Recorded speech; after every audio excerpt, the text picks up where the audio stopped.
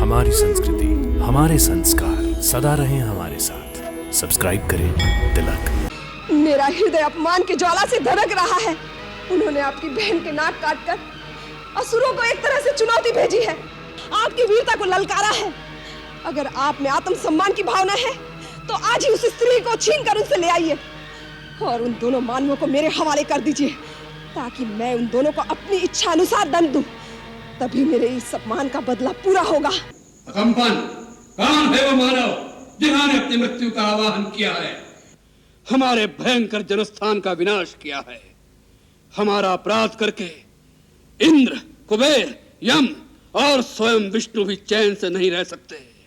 जो रावण काल का भी काल है, अग्नि को भी भस्म कर सकता है, मौत को भी मार डालने की शक्ति रखता है। उसके रास्ते में आने का साहस किसने किया?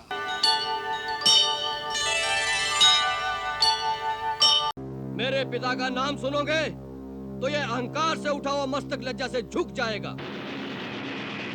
जिस महाराज बाली ने तुम्हारे बड़े भाई महापराक्रमी रावण को कई दिनों अपनी पूंछ में बांध रखा था, मैं उसी महाबली का पुत्र अंगद हूं। वही अंगद जिसे अपने पिता के हत्यारे की सेविकाएं करते लज्जा नहीं आती। अपने पिता का नाम तुमने बहुत उजागर किया है।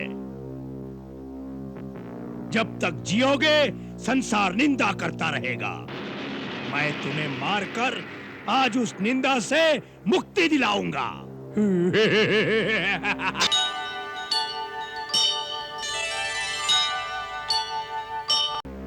ये वानर साम्राज्य के युवराज अंगद हैं। इनकी रक्षा करना मेरा कर्तव्य है। तुम राजा सुग्रीव हो? नहीं, मेरा नाम हनुमान है। हनुमान तो तुम ही हो लंका का संहार करने वाले। आज कुंभकर्ण तुम्हारी सेवा का पारितोषिक तुम्हें देगा। पारितोषिक तो तब दोगे जब मेरे हाथों जीवित बचोगे।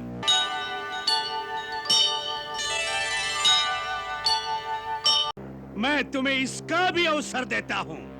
अपने मन की इच्छा पूरी कर लो हनुमान। और मैं वचन देता हूं कि यदि मैं इस शिला के आघात से तनिक भी विचलित हुआ तो अपनी हार मानकर नगर में वापस चला जाऊंगा। फिर कभी युद्ध भूमि में नहीं आऊंगा। फेंको, फेंको अपनी पूरी शक्ति के साथ फेंको।